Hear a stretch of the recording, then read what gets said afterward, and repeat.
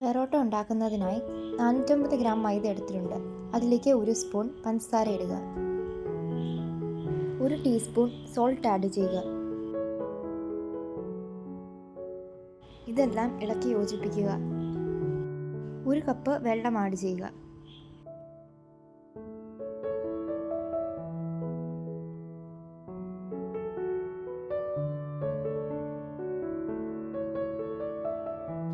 മുക്കാൽ കപ്പ് വെള്ളം കൂടെ ആഡ് ചെയ്യുക.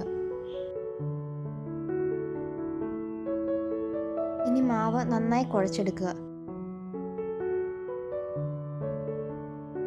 നന്നായി മിക്സ് ചെയ്തതിന് ശേഷം നെയ്യും എണ്ണയും ചേർത്ത ഈ മിക്സ്ചർ മാവിലേക്ക് തേക്കുക.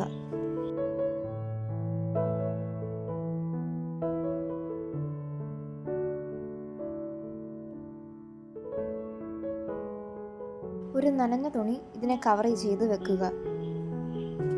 ഏതാണ്ട് 2 മണിക്കൂർ ഇങ്ങനെ വെക്കണം. 2 മണിക്കൂർ വെച്ചതിന് ശേഷം ഇത് തുറന്നെടുത്തിട്ടുണ്ട്. ഇപ്പോൾ ഈ മിക്സ്ചർ നല്ല സോഫ്റ്റ് ആയിട്ടായിരിക്കും ഉണ്ടായിരിക്കുന്നത്. ക്ലീൻ ചെയ്ത ടേബിൾ ടോപ്പിലേക്ക് നെയ്യും എണ്ണയും കൂടെ മിക്സ് ചെയ്തത് നന്നായി തേക്കുക. മാവ് ടേബിൾ ടോപ്പിലേക്ക് ഇട്ടിട്ട് 2ആയിട്ട് മുറിക്കുക.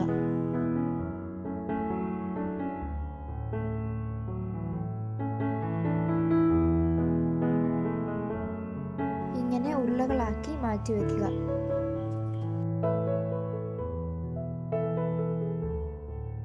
എണ്ണയും നെയ്യും മിക്സ് ചെയ്തത് മുകളിലേക്ക് തേക്കുക. അതിനുശേഷം ഒരു നനഞ്ഞ തുണി വെച്ച് കവർ ചെയ്ത് വെക്കുക. ഏതാണ്ട് 20 മിനിറ്റ് അങ്ങനെ വെക്കണം. ഇനി റെക്റ്റാങ്കിൾ ഷേപ്പിലേക്ക് ഈ മാവ് കൊണ്ടുവന്നതിന് ശേഷം ഇത് നന്നായിട്ട് കത്തി വെച്ച് അരിയുക. മാവ് ഇങ്ങനെ ചുരുട്ടി വെച്ചതിന് ശേഷം നന്നായി പരത്തിയെടുക്കുക. ലോ ഫ്ലെയിമിൽ പെറോട്ട ചുട്ടെടുക്കുക.